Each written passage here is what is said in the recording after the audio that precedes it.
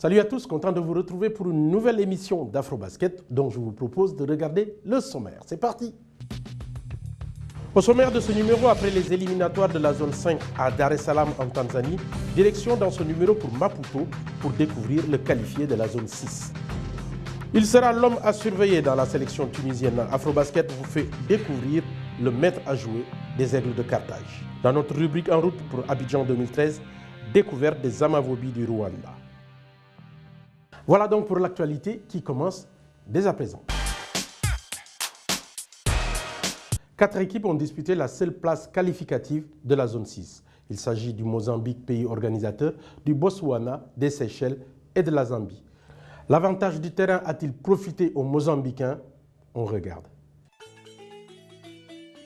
Les éliminatoires de la zone 6 de l'Afrobasket 2013 se sont déroulés du 7 au 23 février 2013 au stade Desportivo de Maputo, Mozambique.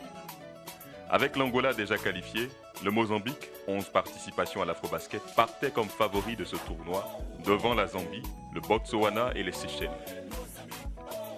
Les Seychelles faisant partie de la zone 7 ont été obligés de venir participer exceptionnellement aux éliminatoires de la zone 6, faute d'adversaires dans sa zone.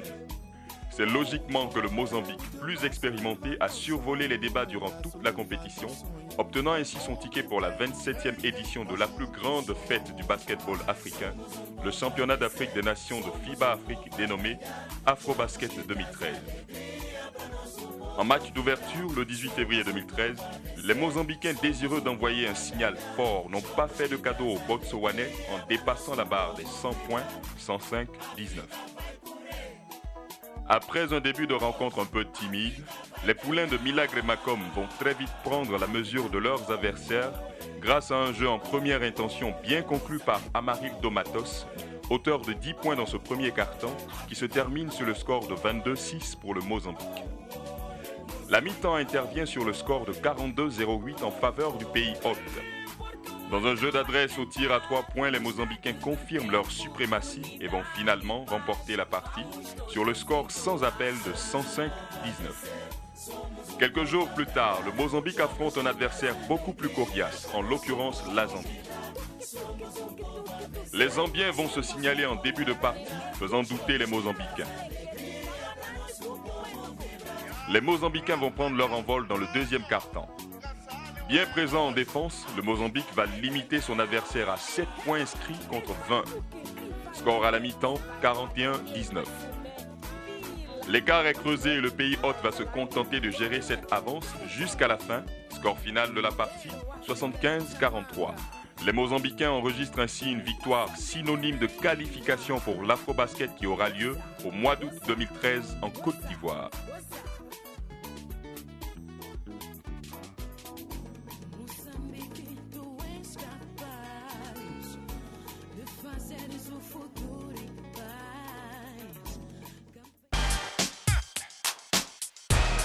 Ok, c'est Makarem Boromzan, joueur de l'Étoile sportive de Sahel et de l'équipe tunisienne de basketball. J'aime le basketball et j'aime le afro-basket.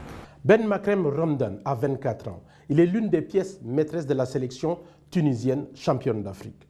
Dans une interview exclusive, il nous livre sa passion pour le basketball.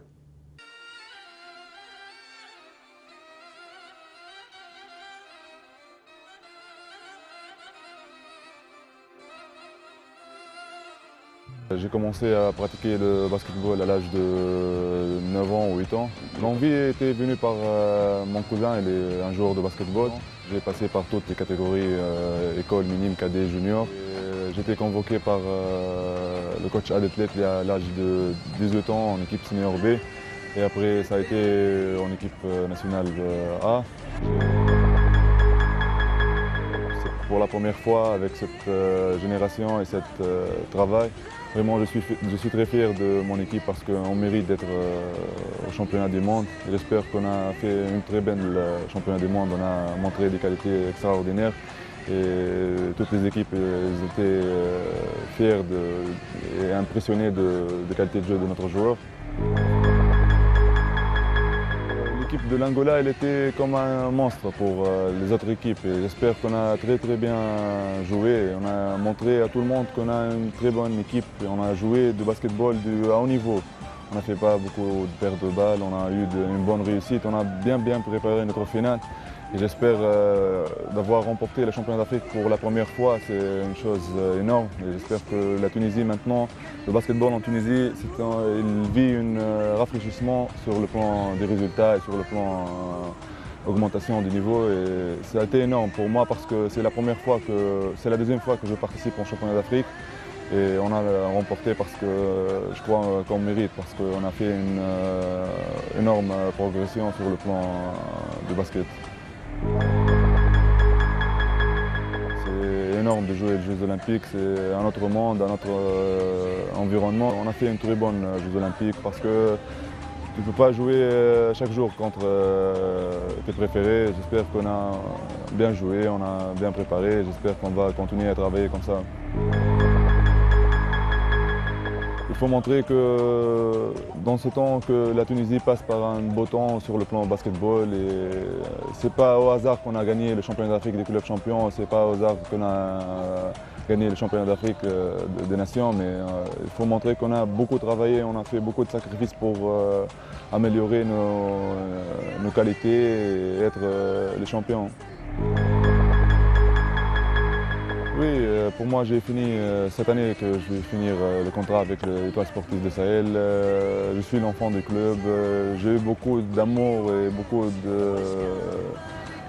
d'émotions envers le public et envers mes amis. Ils ont beaucoup donné pour augmenter et améliorer ses qualités. J'espère que maintenant ça arrive le temps de passer mon carrière et penser de jouer ailleurs et améliorer les qualités et pourquoi pas jouer en Europe parce que j'ai envie de jouer, de montrer qu'est-ce que je peux faire ailleurs. J'espère que j'ai eu beaucoup de contacts après les Jeux Olympiques, mais le problème que, comme je dis, il faut finir mes études. Maintenant j'ai fini mes études, j'espère après le Coupe d'Afrique en Côte d'Ivoire avec l'équipe tunisienne, je vais avoir un très bon contrat.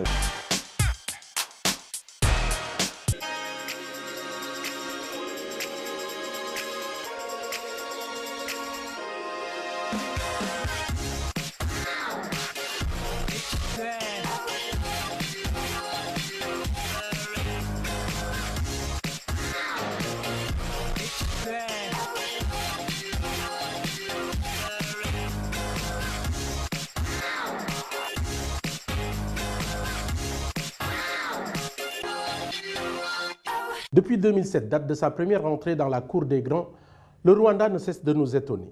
Malgré une élimination sur le terrain en Tanzanie, il a bénéficié d'une wildcard et disputera sa 4e phase finale d'affilée.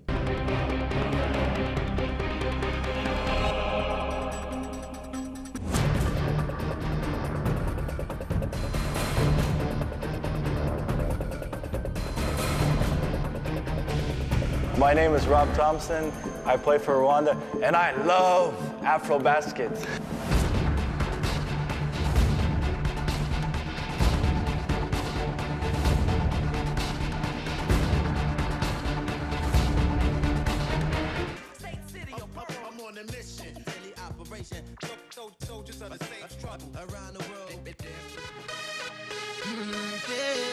Août 2007. Le Rwanda découvre l'afro-basket, ses peines et ses joies. La tâche est ardue car les Amavobis version basket sont tombés dans un groupe A très relevé avec l'Angola, pays organisateur, le Maroc et enfin le Cap-Vert avec lequel ils pourraient rivaliser. Mais pourquoi ne pas jouer sa chance à fond car dans le 5 majeur des Rwandais, certains sont d'origine américaine. L'enfer pour les Rwandais pour leur premier match face à l'Angola, 109-66, puis 74-68 face au Maroc. Face ici au Cap-Verdien en bleu, les joueurs rwandais vont rivaliser mais perdent le match de 9 points, 71-62. Ils terminent 12e de l'Afrobasket en Angola.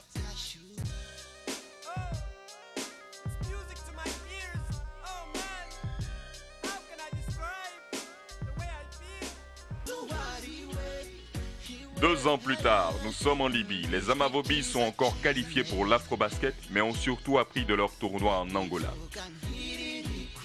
Logés cette fois dans le groupe D, les Rwandais retrouvent des connaissances telles le Maroc et le Cap-Vert. Seul changement, l'arrivée dans le groupe de la Tunisie. Après avoir perdu d'1 point face au Maroc, 84-85 lors du premier match, les Rwandais vont se ressaisir et réussir un parcours exceptionnel.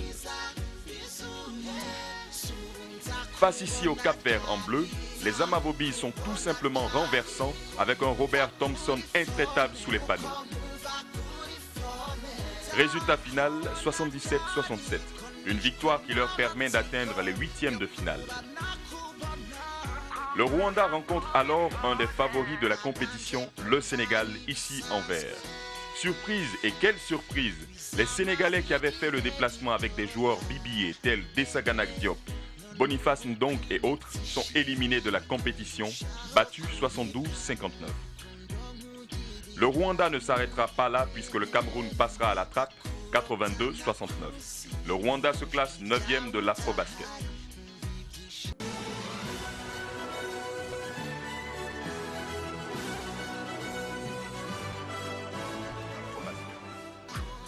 En 2011, c'est au tour de Madagascar d'accueillir l'Afrobasket.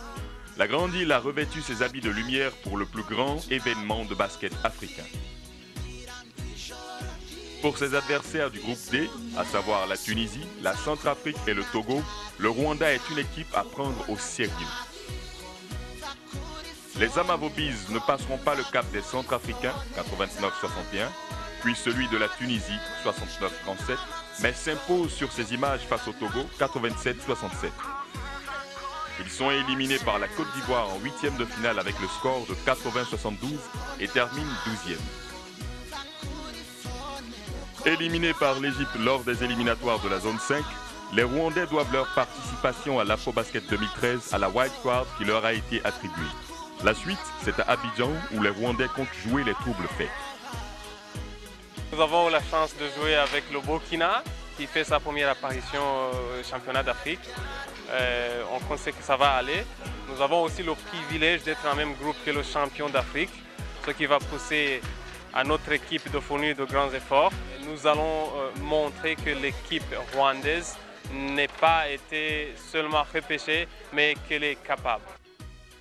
Je vous laisse découvrir leur poule.